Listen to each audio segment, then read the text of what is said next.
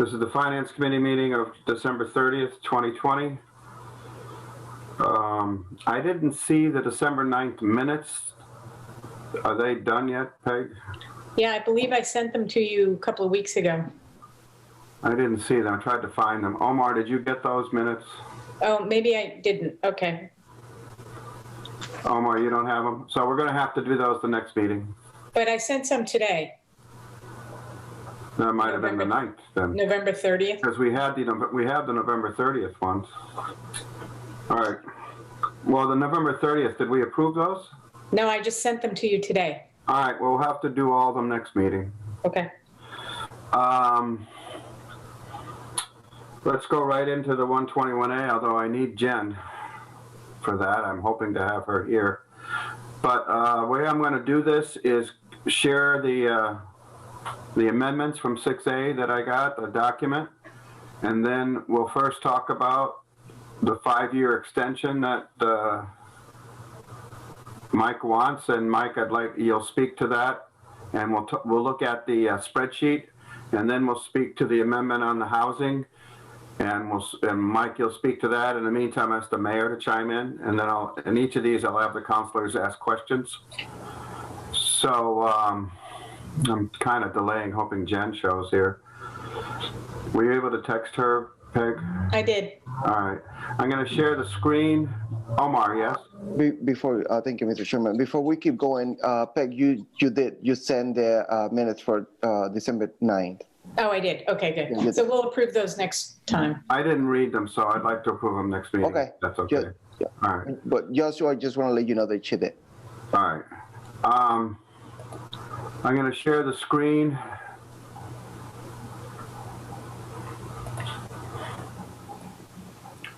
This is While the we're agreement. in a little pausing pattern here, Jeff Daly, can you tell me, just from the purpose of the minutes, what your role is? I have Western Mass Development, but is that right?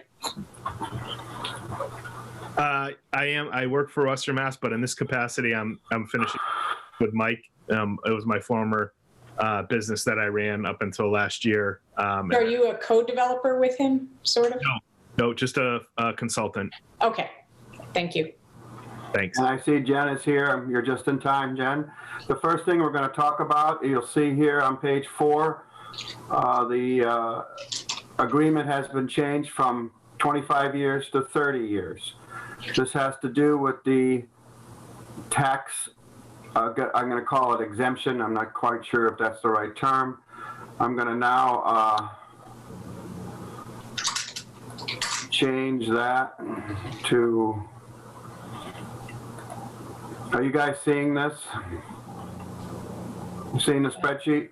Yep. Okay, so basically. No, wait, I'm sorry, Dan. All I'm seeing is a document. Do you have a spreadsheet up? I see the document that has all the numbers. You don't have that? No. All right, let me try it a different way.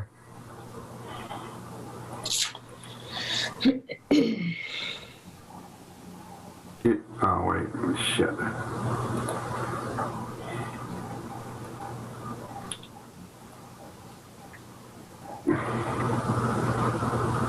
Now do we see it? No, yet. Not yet. Yep. Now. Yep. You see everything? Yes. Okay, at the bottom here, and Jen, you can chime in if I'm reading this correct. We're getting now over 5 additional years. It's the amount of taxes is increased to $6 million between the excise and the other taxes, over 6, almost 6.5. Is this the difference right here on the bottom? Yes. Between that and the other spreadsheet? Yes. So, yep. I have personally no problem with this. I'll ask the counselors if they have any questions. And if you need me to point to anything, Peg? So I'm going to need a little background here. So we're extending this by what? 5 years? 5 years. It looks like the total amount is going from roughly 5 million to 6.5 million over the life of the agreement. Could someone just explain to me the why? Yes, I forgot to ask Mike to chime in before I jump to this. Mike, can you give us an explanation of your reasons for this? Sure. I mean, again, this is unfortunately COVID related. I'm hoping we're going to be able to start in the spring, but our crystal ball is not very clear right now. So we want to make sure we have enough time. So we've added 5 years of our construction schedule just to be safe, so we don't have to come back before you folks to get an extension. So go ahead, Peg. Oh, I'm sorry.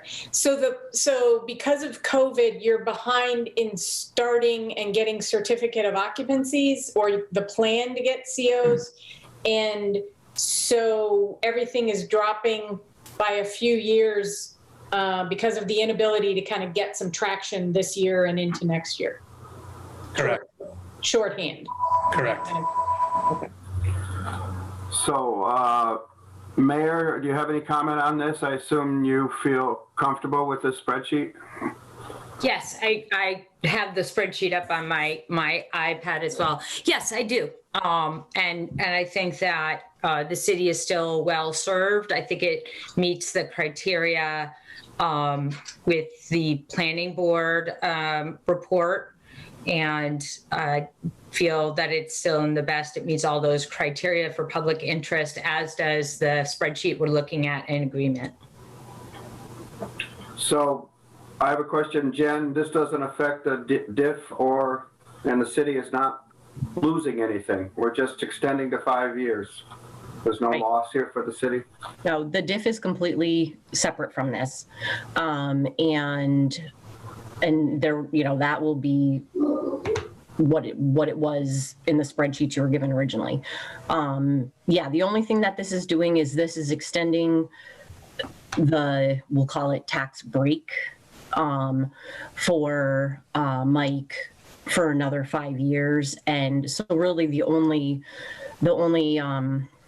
I don't know, caveat is that the assessed value, the assessors won't be out there assessing the property at 25 years. They're going to go and assess the final property at 30 years. That's the difference, really. Well, prior to this, the assessors were pretty happy with this assumption, the tax rate increase and the CPI increase, so. Yeah, those were, yeah. All right. Omar or Tom, do you have any questions? Hearing none, I'm going to go on to the next. Peg have a question. Oh, sorry, I didn't see your hand, Peg. Go ahead. So again, but for the pandemic and extending this out in 2046, 47, 48, 49, and 50, sad to say I will probably miss that, but except for this pandemic, what would the city have received in those years for tax revenue?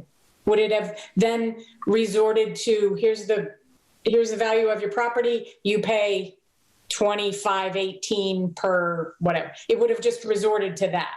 Yes. So these figures here, right? So you're getting a little bit, so the city is getting a little bit less than it otherwise would have during those 5 years. But because of the world is a very different place, we ran into some time. Okay, I just wanted to understand that. Okay, got it. Thank you. So if I'm reading to Peg's thing, Jen, that's what she's saying. It would have been $304,913. Instead, it's this figure, these figures. This is the assessed property annual property tax bill. It might have been that much. Well, essentially what would change is over in the third column where it has the total value that the tax is being charged on, that the final value of the project may in fact be more than what's stated here in years, in any year really, as Mike develops the project, the timelines will determine that. But so the only real difference is that, let's say it's worth 14 million instead of 13.2, we're going to get taxes at that current or at this tax rate on 13.2 versus 14. This is Jeff Daly. If I could jump in real quick, Sure, Jeff. Mr. President.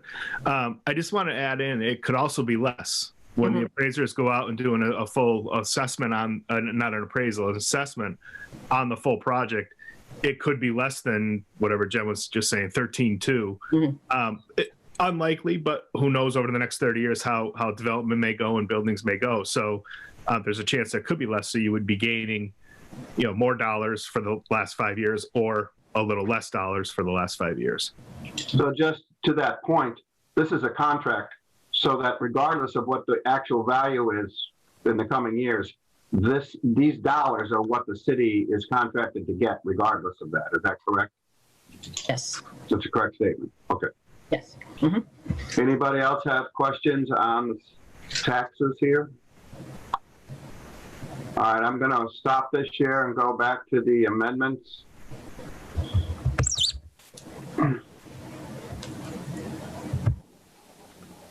Everybody seeing this now?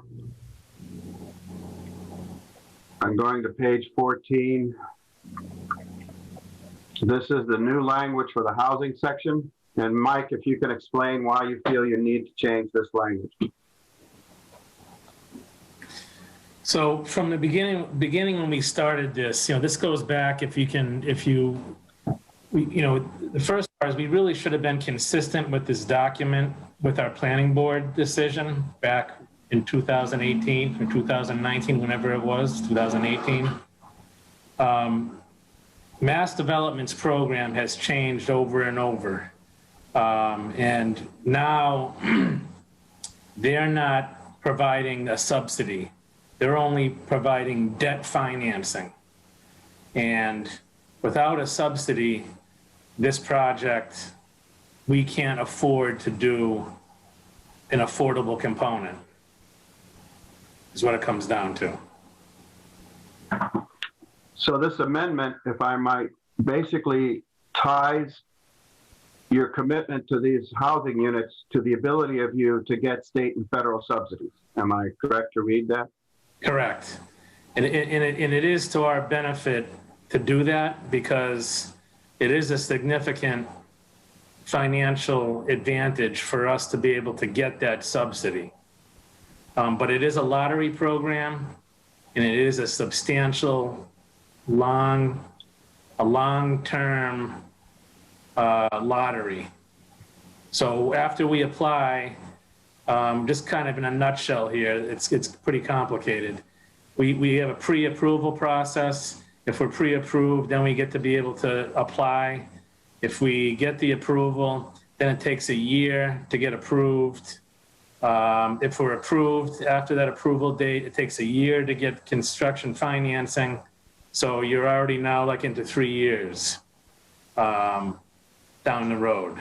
So the timing for this is actually in October. So we will file an application for a subsidy in October for this project. So Madam Mayor, you're okay with this change, I assume?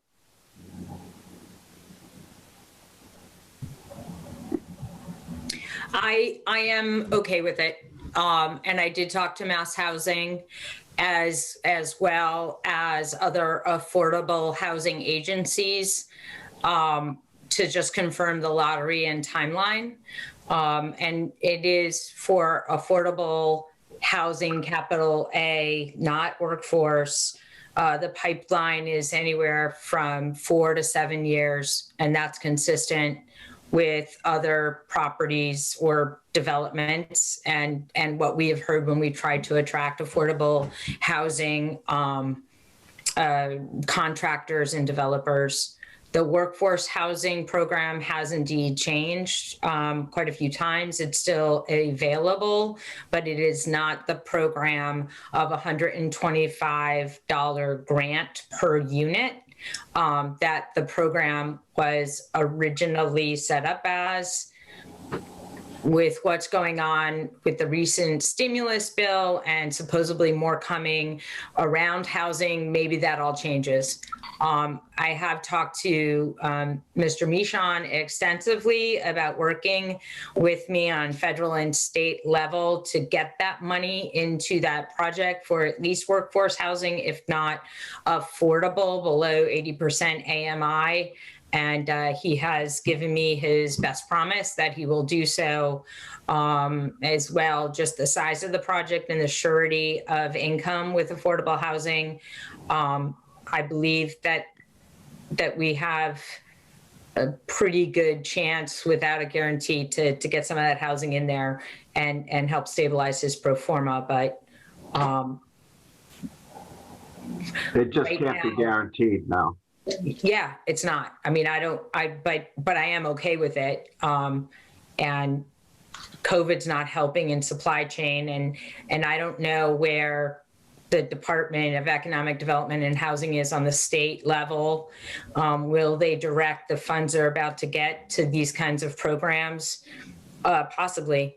I mean, we're kind of in the holding period right now, but the the program as it existed back in 2018 as a grant program is not available. We almost had a deal where it was going to be some holding debt and then some grant money, and that was rolled back as not an option, and now it's basically low finance debt, and the interest rate, as I understand it, for mass development on workforce initiative housing is low interest, but still is a point or two above HUD rates. So to go for federal money on some level makes sense to try to do that on a parallel track to the best of our ability. And I say best of our ability on the city side, capacity, which obviously this kind of housing, affordable housing, and a mix of housing in the city is a priority. And we know that by the housing, what we've seen in draft from the housing need and production study and the downtown strategic plan study.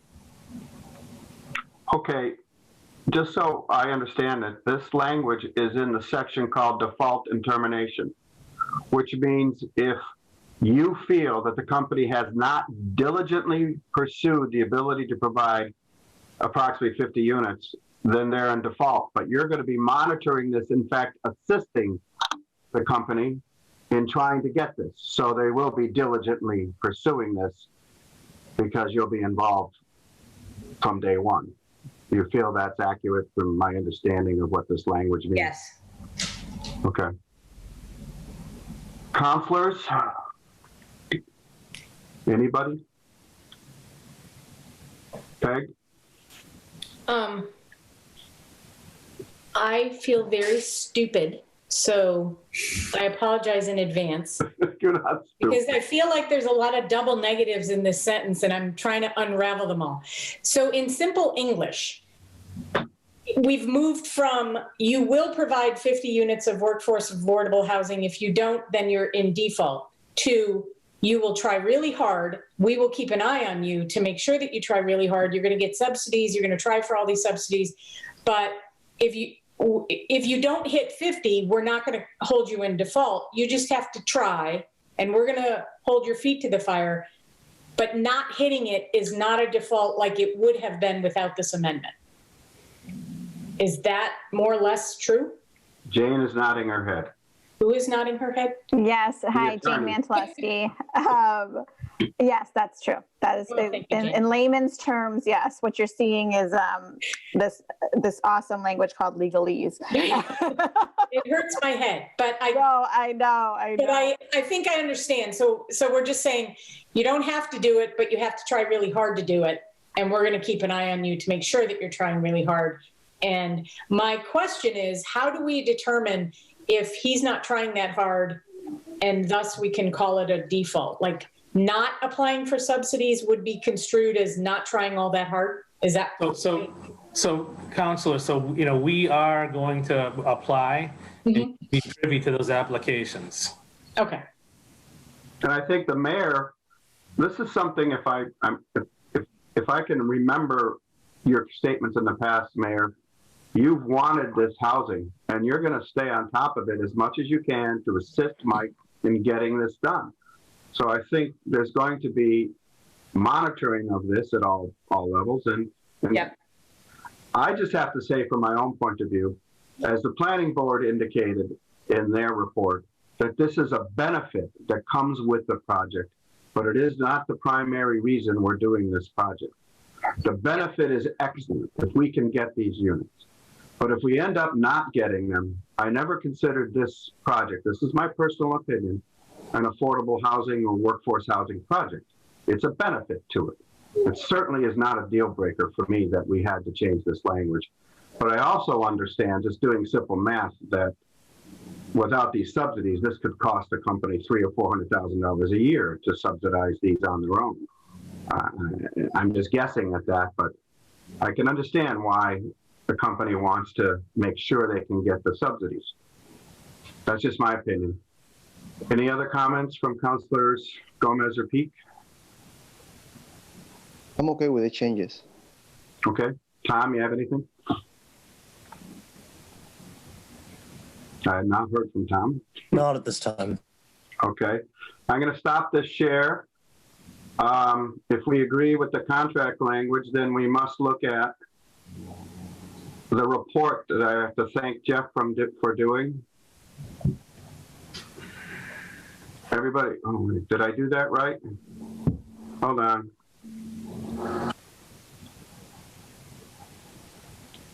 So here's the report.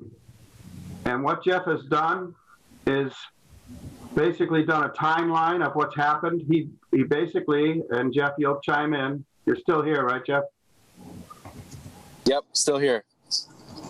He's basically taken the planning board's report and modified it to make it a council report with a timeline at the beginning here of what the city council did, including tonight. Now, Jeff, I added some language because I thought we should have the amendment provision on workforce housing as part of the discussion from tonight. I added this language that's in yellow highlight. I don't know if you can see that.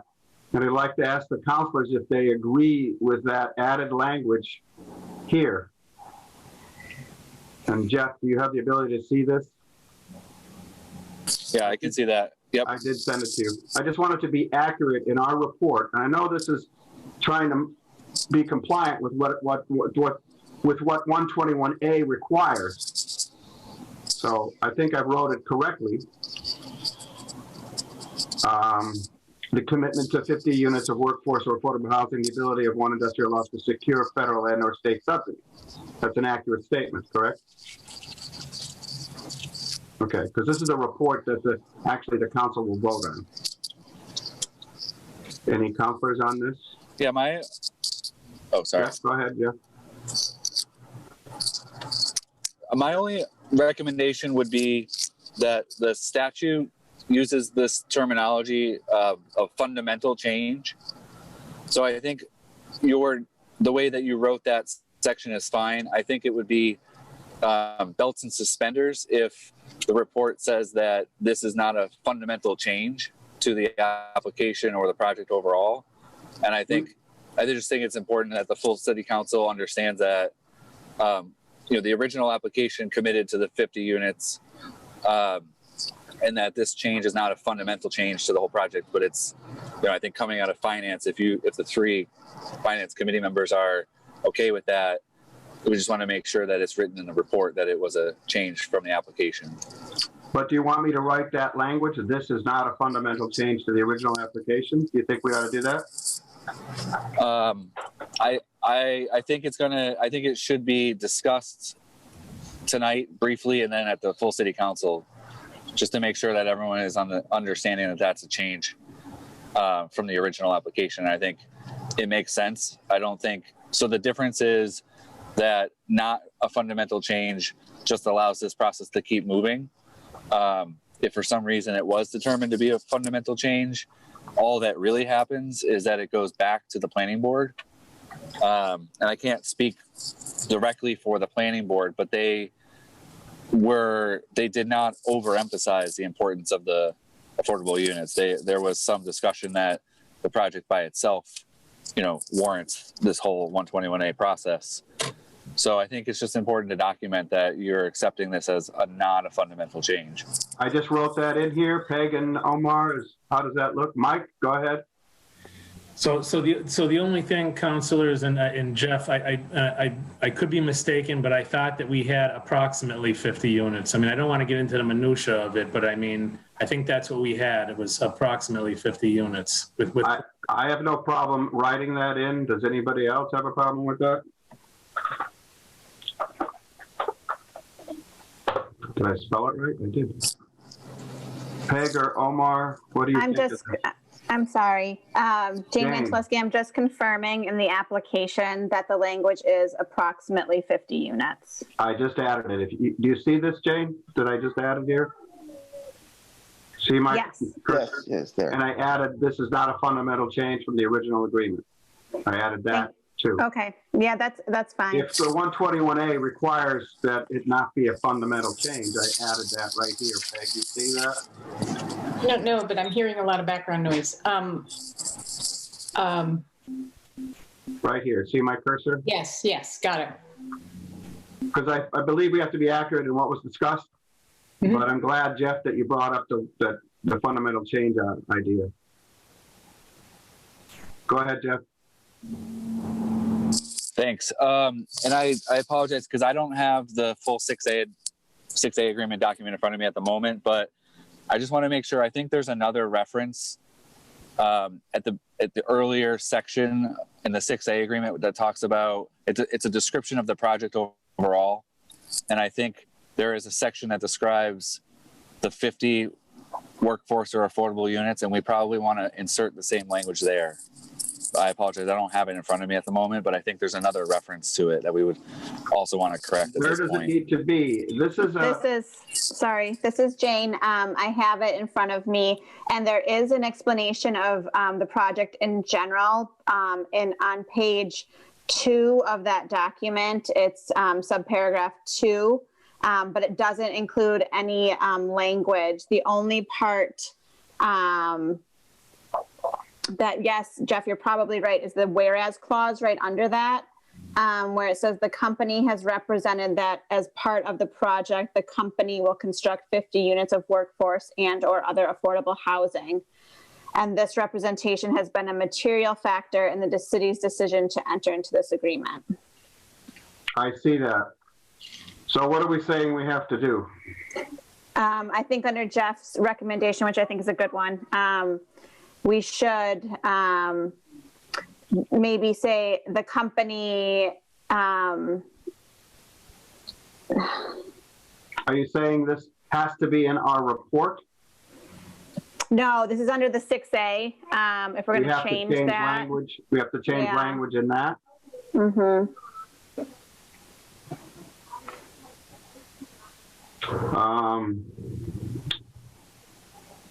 Well, I think you have to send that back to us. I don't have a problem with it in that.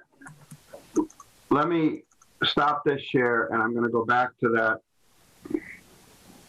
6A agreement.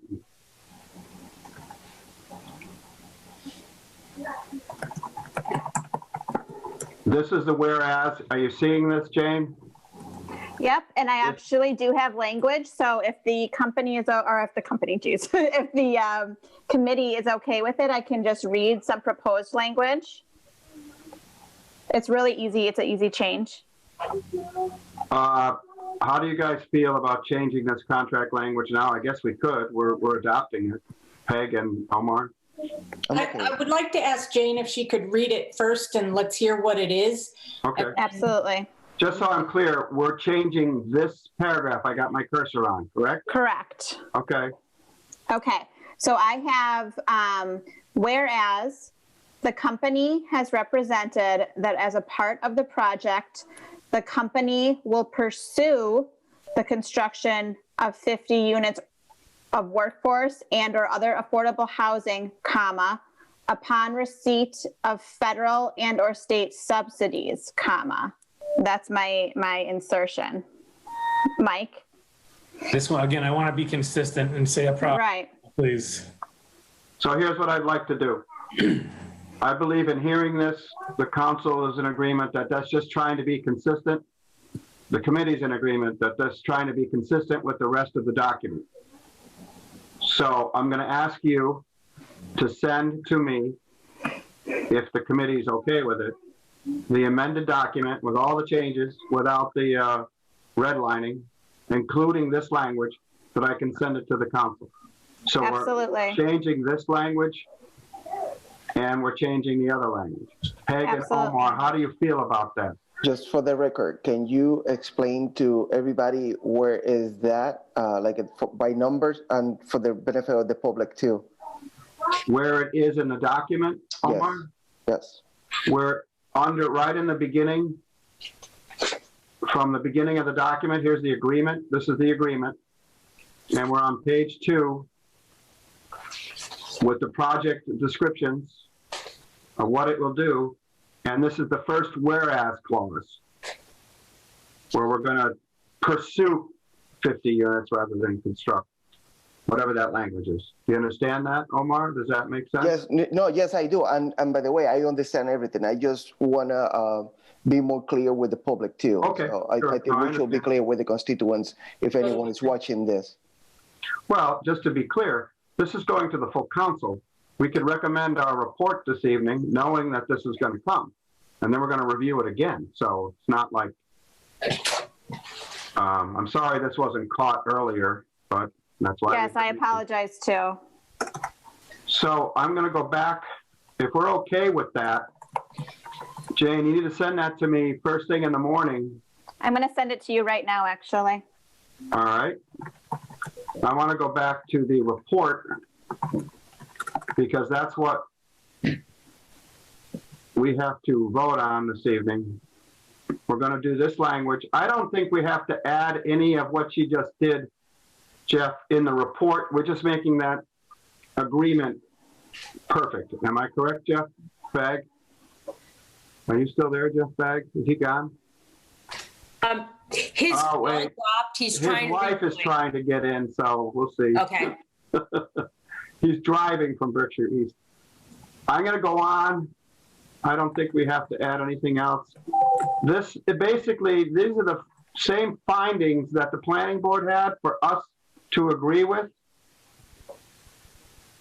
And I don't think there's anything new in here that was, I added this language here under finds that the city council finds the provision of approximately 50 workforce height as amended as an additional public benefit of the project. I thought I should add that language, and I want to know how councilors feel. Or Jeff, where are you, back home already?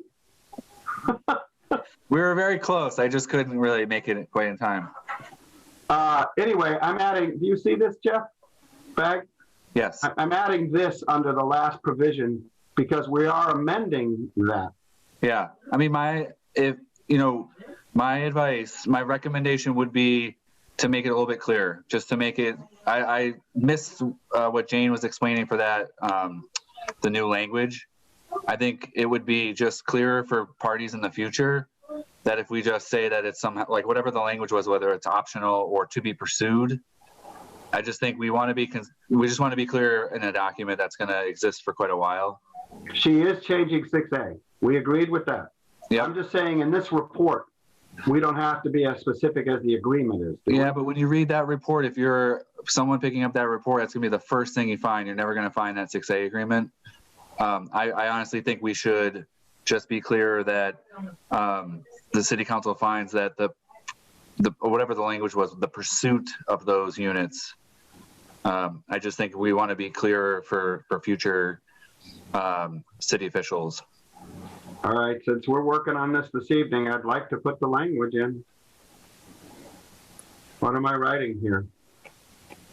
So my language, Jeff, that I just mentioned was that the company has represented that as a part of the project, The company will pursue the construction of approximately 50 units of workforce and/or other affordable housing upon receipt of federal and/or state subsidies.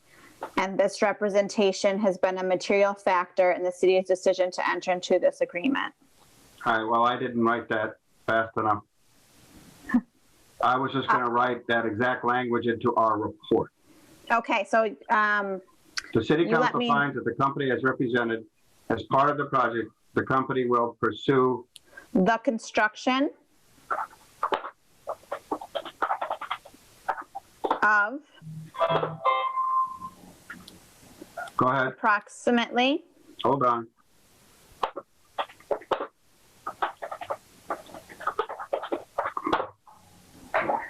Continue. 50 units of workforce and/or, so and/or other affordable housing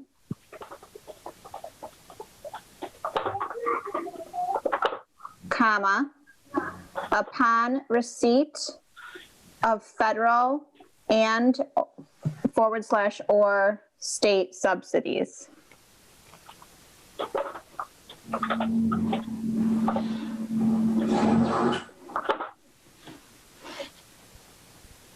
Right, then Councilor Riss, I would just, I think you can strike the rest of it up to, I don't even know if this is current. yeah, you can strike all of that. I would leave, you know, the idea is that the pursuit of these units is an additional public benefit of the project. I think if you can strike everything up to is an additional public benefit.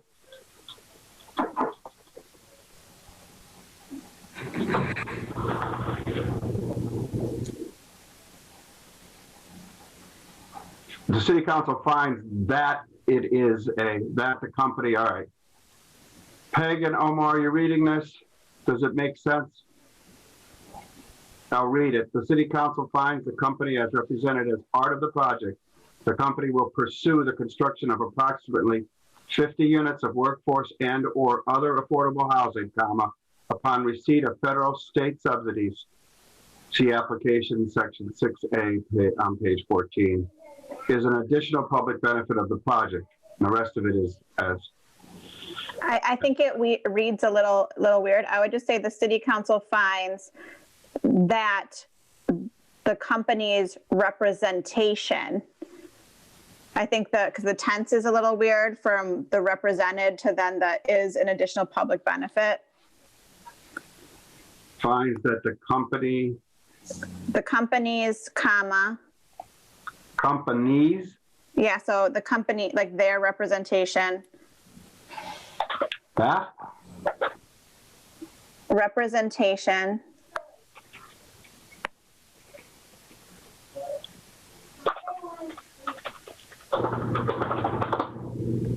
That. It. That what? It. And then take out as part of the project, the company. So then it will read, the city council finds that the company's representation that it will pursue.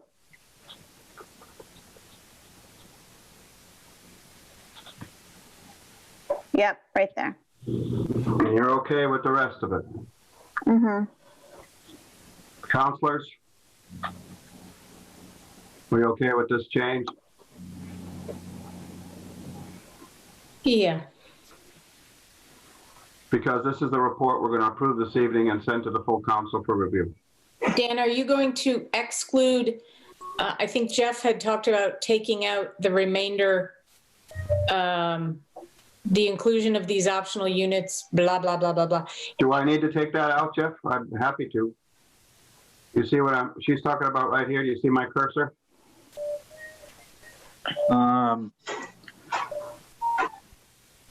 I mean, to be honest, I guess I would strike the very last sentence. So the very last sentence is a little bit unnecessary at this point. I think Okay. the if you strike the last sentence, the preceding one just describes what the units would do. Okay. Again, we need to realize that this project is going to go on until 2050. So we want people to be able to understand what we were looking at in 2020. Okay.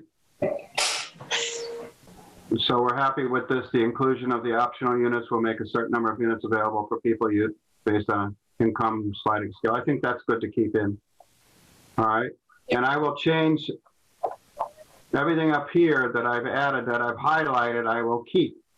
I'll take the highlighting out and I'll take the bold out, but all of this will stay in.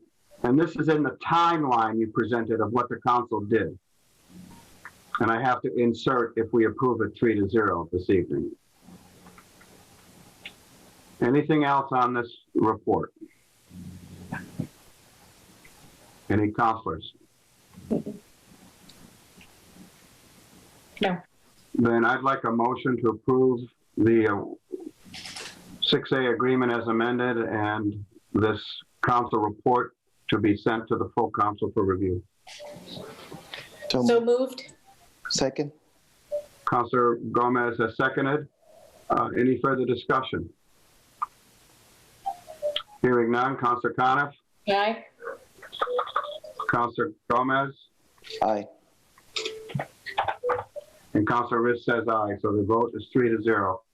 I will send this without the highlighting and everything tomorrow morning to Barbara to be sent. Okay? I don't think there's anything else to discuss on this. Yes? Sorry, Councilor Riss. May I just make one recommendation?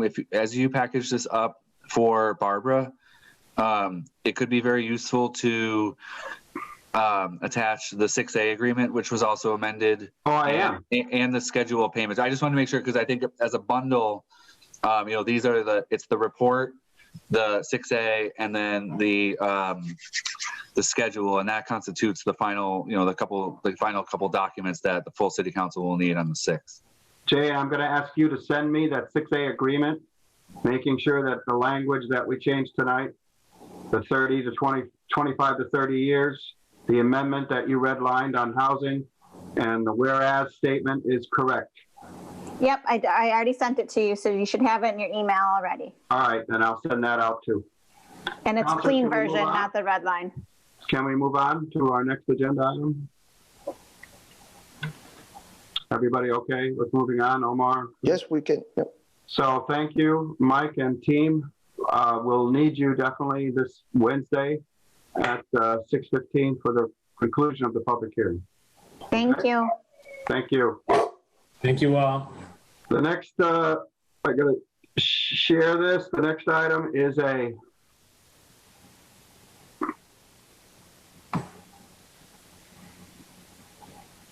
gonna move to the correct one.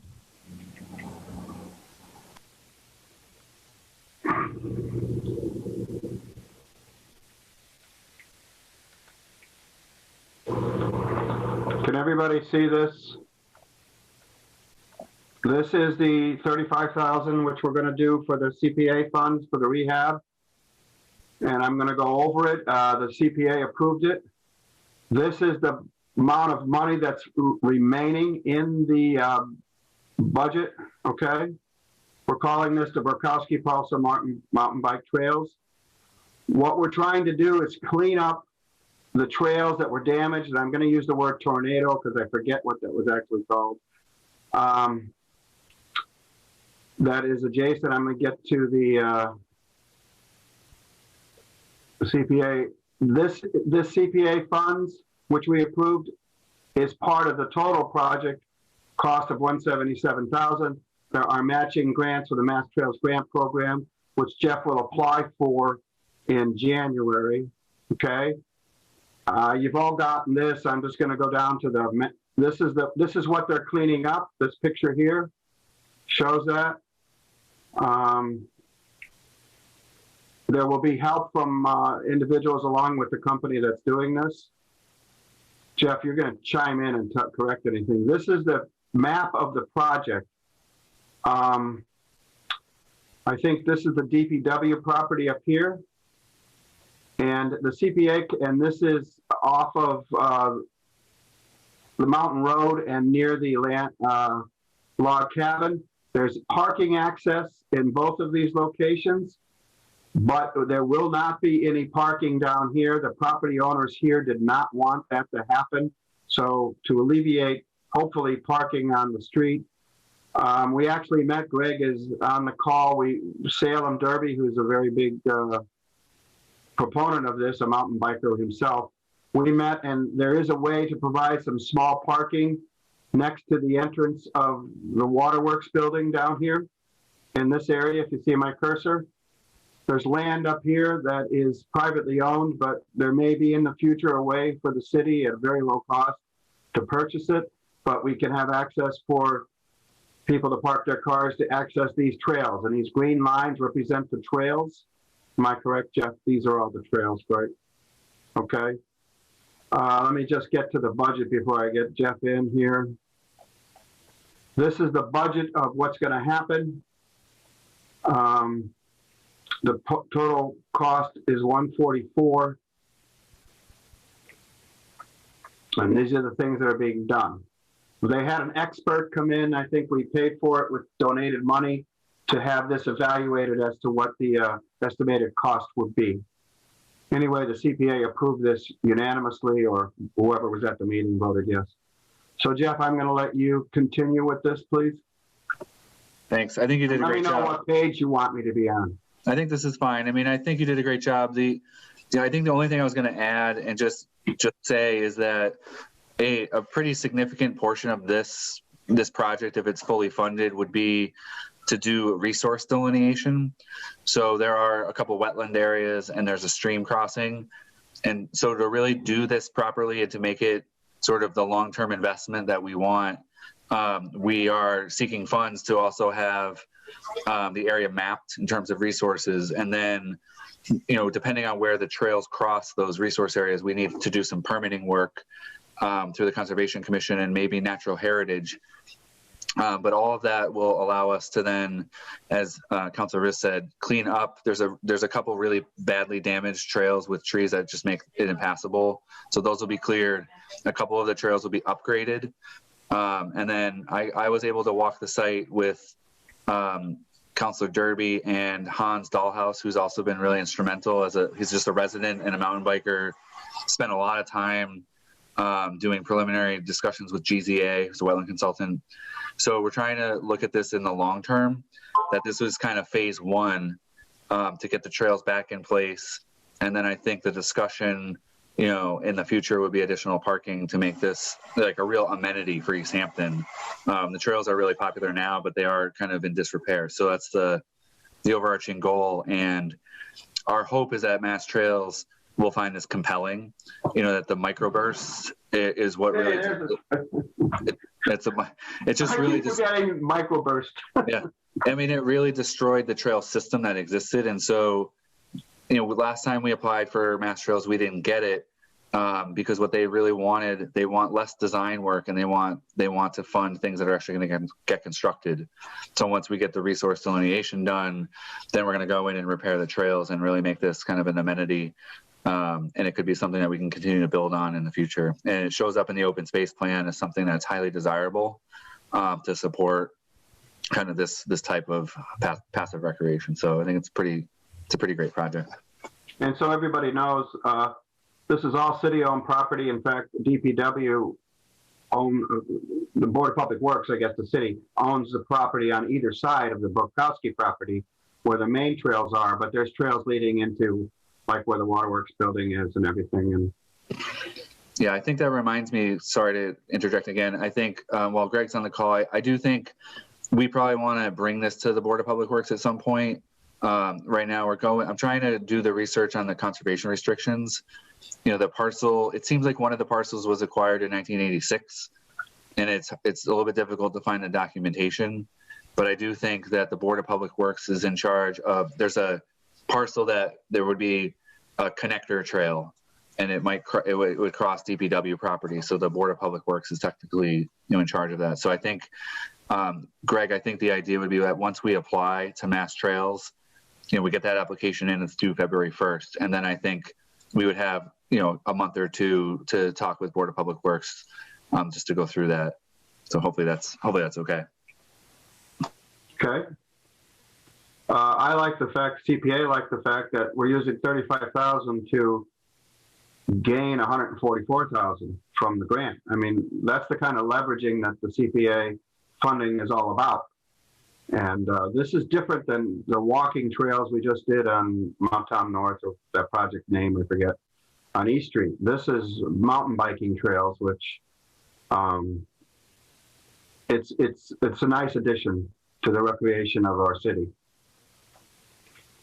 Comment or questions from the councilors or the mayor or anyone? Peg? And maybe you said this, Dan, and I missed it. We're asking, the CPA is providing 35,400, but this says 28,820. What's the delta there? I can speak to that. I think the delta is listed in I think it's about 6,580. And I think we are going to keep that as an extra reserve. We don't totally understand how much resource delineation will be necessary. So GZA gave us a really large number, and they said for all intents and purposes, it's probably going to be less. So we wanted to hold on to that 6,500 from CPA as a contingency. If it's not needed, if it's not needed, it just simply won't even be spent. Okay. But just wanted to have that approved 6,000 extra in case we needed it to have GZA do a little bit more assessments. Okay, thank you. Yeah, that's right here in the statement here. It's part of his statement. Yeah, we all discussed that as well. And again, just so everybody understands, the CPA funding is accessed as it's needed. And if they don't need the 6,000, it never leaves the fund. It just goes back to the CPA. We frequently have monies given back from projects. Omar, do you have any questions? No, I do not. You're okay with this? Tom, any questions? I'm okay with it. Okay. Then I just need a motion to send to the full council 35,400 from CPA to fund to rehabilitation of the Murkowski mountain bike trails. So move. Peg, you're muted. Second. Okay, any further discussion? Hearing none. Councilor Gomez? Aye. Councilor Coniff? Aye. Councilor Riss says aye. So this again is up for January 6th. We're going to be discussing it again. Okay. The next item up is 8,000 for RCV voting software. And I asked Barbara to come, but she's on vacation. So I guess Nicole and Jen. Tom Peake can probably speak to it, Dan. Okay, good. Sure, yeah. Apologies, guys. I'm multitasking trying to get another report done, but I just wanted to listen in. So if I've been slow to respond, that's fine, Tom. Time I go to unmute myself, you're moved on to the next thing. Do you want to go to video or not? I'm upstairs and the lighting's all weird, but okay. I basically, what this actually will do is we have the voting machines right now, but what we need to do is purchase basically a license for the software that would allow us to tabulate the votes so that the whole thing becomes basically automatic. So this would be a one-time purchase for that software, and then there'd be an ongoing licensing charge in subsequent years. But this would be the sort of which I believe is about $800.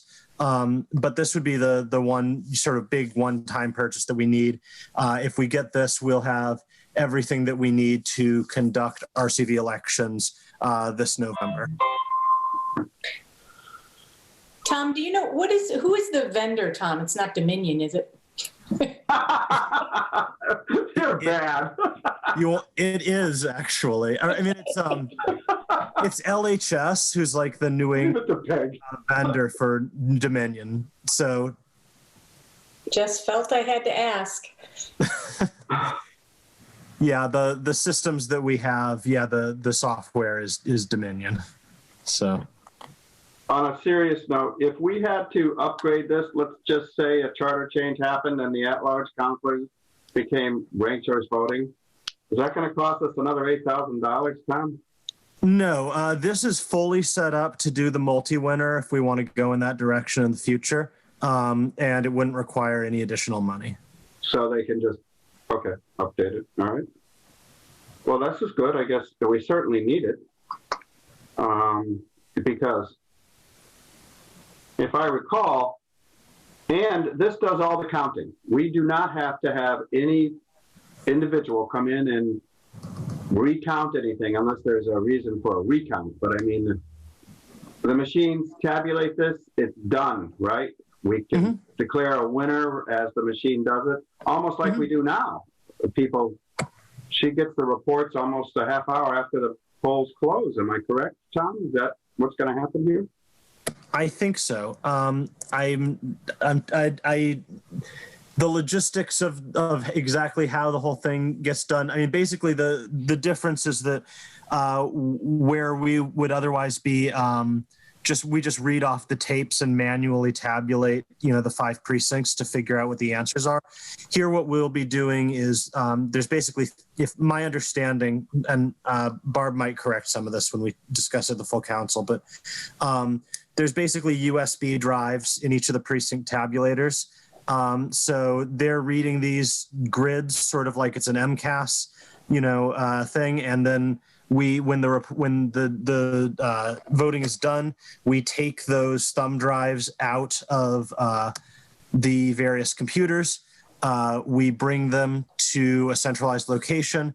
This purchase does come with a laptop that has that has everything installed on it already. So we'll just bring it to that location, plug the thumb drives in, load the data in, and hit run. So maybe that'll take an extra 20 minutes or something. But yeah, we should be getting results that night, even if there's not a clear majority winner in a race.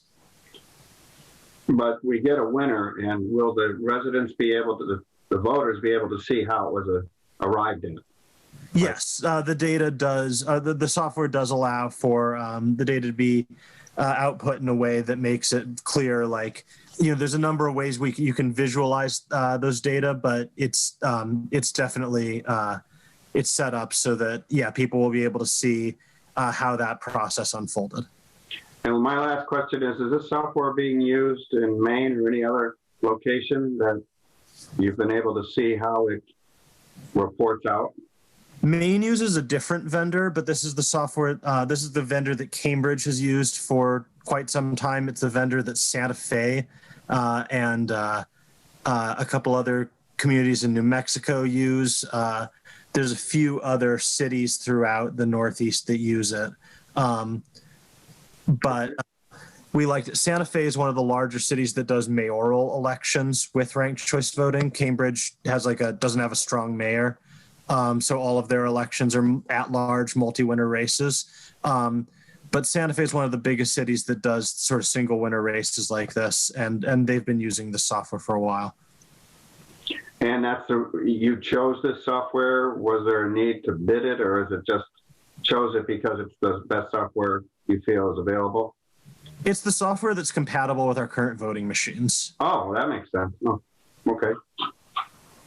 There potentially is ways that we could have used a third-party software, but it would have just been extra work when there's sort of a turnkey solution that's already designed by the same people who provide the rest of our tech support for our elections. Well, that makes total sense. I saw Dan Gilbert come in. Do you have anything to add, Dan? You came in at the right time. Hi there. I had this meeting down at 6 o'clock and not 5 o'clock, unfortunately. So sorry I'm late to it. I just caught the tail end of Tom speaking, so I don't necessarily have anything to add unless there's any specific questions for me. No, but you agree that this is the best, this software solution is the best. And obviously we need it. Counselors, any counselors have any questions? Omar, okay. No, I think the whole point of establishing the telecommunications, and not the telecommunications, the ranked choice voting committee was for them to go through all this effort. So I trust the individuals who have done this, so I have no additional questions. I think they've done a great job. Excellent. Thank you, Tom, for your efforts, and Dan, you're on that committee. Thank you. Well, I'll take a motion to approve, to send to the full council for review. Motion to recommend the supplemental appropriation of $8,000 for election and registration software to this full council. Second. We have a motion on the floor to approve the $8,000 for RCV software. Any further discussion? Hearing none. Councillor Coniff. Aye. Councillor Gomez. Aye. Councillor Riss says aye. Okay, that's done. Now we're moving on. Thank you, Daniel. We're moving on to the 19,009 for the asphalt roller. And this is, I'm trying to remember what it is. Is it out of free cash? Let me get to it. I just want to make sure. This is out of free cash. And as I understand it, you've been renting and now you're buying. Greg, why don't you go into why you feel this is a good purchase?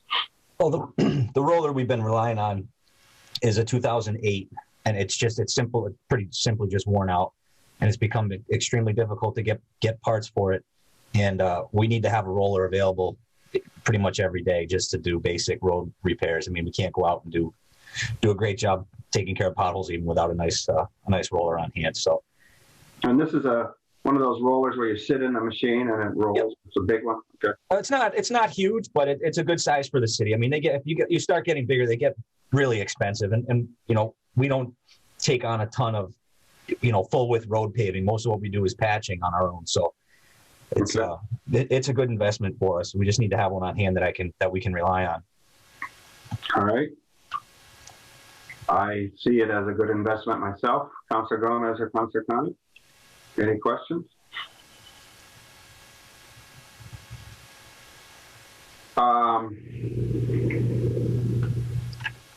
We certainly should have.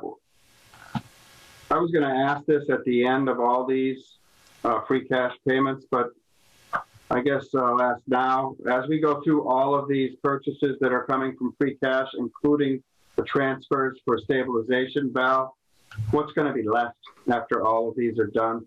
You work on that. When you get it, you can just chime in. I'm just curious where we would be after all of these are done. We may not get to all of them tonight, but you know what I'm talking about? What's the balance after it's all done? Yeah, so if you're talking about all the votes from both the January 6th and the January 20th, right? We're looking at $1,052,009. That's what's left after all the votes from both meetings. Yes. Even the $1 million for stabilization and all the. Yes. Okay. All right. Well, that's good. I'm assuming there may be more coming. Thank you. Anything else from the councilors on this? I'll take a motion to approve the supplemental appropriation from free cash for $19,009 for a new asphalt road. Somebody say so moved. So moved. I guess Omar's not going to do it. I'll do it. A second. I'm taking notes. Sorry. Any further discussion? Hearing none. Councilor Nope, Oh, now he wants to say. Yeah, I'm sorry. I'm taking notes and everything. I'm taking minutes, so get on with it. I need a referee. Yes, you do. What is the lifespan from that roller? I think it's reasonable. I think we'd get at least 10 years out of it. 10 years? 10 or 15, right. Yeah. Okay, thank you. Any other questions? We have a motion on the floor. Yes, we do. Okay, then Councillor Coniff? Aye. Councillor Gomez? Aye. And I say aye. That's done. $30,000 for repairs of the Nonotuck well pump motor. So, Greg, go ahead into that. Sure. So, part of just maintaining the public water system is we have inspections done on all the high horsepower motors every year. We generally don't do vibration analysis every year, but it hadn't been done for several years, so I had it done. last year just as a proactive measure, and we're seeing more vibration in that pump motor than we would like to, and we need to get that motor taken out and overhauled. It's something you want to try to do during the winter when demand is lower on the water system, and based on what they're hearing and what the repair estimate that was provided to me by Associated Electromechanics, it was about $30,000 should take care of the removal and inspection and overhaul of that motor. How serious is this? I mean, we got to get this done urgently, don't we? We need to get it done. It's not an emergency, or I would have brought it forward, or last spring, but we do need to do it, and I would really like to try to get it done this winter. Were any of these projects that I'm seeing here for you, were any of these targeted projects from the Tiger Bond report, or are these just ongoing maintenance? I'm just curious. Some of them are in there. I'd have to look at exactly which ones. This particular issue with the Nonotuck well is more recent, so that one's not going to be in there. The doors on when we get to them, the doors at the wastewater treatment plant buildings, those are in there. A lot of the stuff at the wastewater plant is mentioned in there in one form or another. But okay, that's good. Of course, the fire department floors isn't in there, but that's it wouldn't be. So. All right. Obviously, we need to get this done. You're still able to pump from that well. Yes. That's shut down, right? Yep. Okay. Yep. It's entirely operational. All right. Just the time to pull it is, now or in January, and then hopefully we have it back online by March. Yeah, because our water usage is high right now. Yeah, exactly. Okay. And even when it is high, we can be okay, but it's just proactively, it makes sense to do it when it's lower and get it back in there. As I recall, we have some wells that aren't even used unless we have a major demand. Right? The only one there would be the Maloney well. That everything else we do operate at least daily. Okay. Councilor Gomez or Councilor Coniff on this appropriation? This is out of retained earnings, enterprise retained earnings too, not out of free cash. Now, anything that relates to our water system, I think is just in general very old. So opportunities, Greg, I think to upgrade pieces of it, we need to jump on. So I'm in favor of doing this. Yeah, and you'll be hearing from me on other things over the next. I have no doubt. Yeah. Well, the more that we can fund on that Tiger Bond report without having to bond for the big dollars, yep, I'm very happy with that. And I'm glad the mayor's put this forth, because this isn't one of them, but anything we can do to get our water treatment plant and our sewer and water up to date would be great. Mayor. So I would just say thank you to Greg and his team for putting together this list and other items you will see soon that are proactive. Some are on the wastewater, the integrated stormwater management plan, and some are not. I would just like to put it out there that even the issues that are not on the plan, everything is related in the systems, wastewater and water in particular. So there may be something that we'll be asking for that won't be directly on that report, but certainly is connected. So it never goes on the report. With the fire stations, the redoing that pavement, that is connected to OSHA, and OSHA now does apply to DPW, and it's applied to fire and police, and that will be an OSHA finding sooner or later when OSHA gets to us. So to be able to take care of that sooner rather than later, never mind, it keeps getting worse with cold and hot temperatures and whatnot. You'll be seeing, we're trying to take care of those OSHA issues that we can in-house before we have to go out of house, and the problem is just much bigger. And that, I just wanted to clarify that with the fire station. and what we're doing for that. Lastly, I would, just thank Greg and Val and Jen for working through the numbers and figuring out how we can do this. Given, what I've asked of the department heads for next year's budget. So thank you. We have a good team. Okay. Obviously, I'm very happy and I agree with the mayor. Anything we can do proactively to repair our infrastructure? Val, your hand is up. Yeah, I just wanted to correct my number because I was looking at the total of what we're voting instead of what's left, and it's actually more. So the total of free cash after all the votes is $1,142,336.02. Okay, and some of these are from retained earnings, so that doesn't count. Yeah, and the retained earnings it still has, after all the votes, the retained earnings will have $1,588,649.26. But as the mayor said, we're getting more. More is coming. So, any other questions from councilors on this one? Okay, then I'll take a motion to approve $30,000 for repairs to the Nautic well pump motor that is going to be funded by enterprise retained earnings. So moved. So moved. Second. We have a motion on the floor. Any further discussion? Hearing none. Councilor Gomez. Aye. Councilor Coniff. Aye. I say aye. So that concludes everything that's up for the January 6th. Do we want to keep going or do we want to call it a night? We have a meeting scheduled for the 13th that will continue these. Let me ask the mayor, how much more are we getting with the new packet on Monday? Do you know? I mean, Thursday. Do you know if we're getting a lot more appropriations as new business? Does anybody know, Jen? I don't think we are. Well, then good. If we're not getting much, then I'd like to stop tonight, if that's all right. That's fine, Dan. All right. Val or Jen, do you have something that I know you might have something sitting on your desk that I have forgotten? Well, other than everything that's listed on the schedule that you sent out, there's a police incentive coming through, and then there's the licensing. Those are the only other two things I know of at the moment. Are they coming to?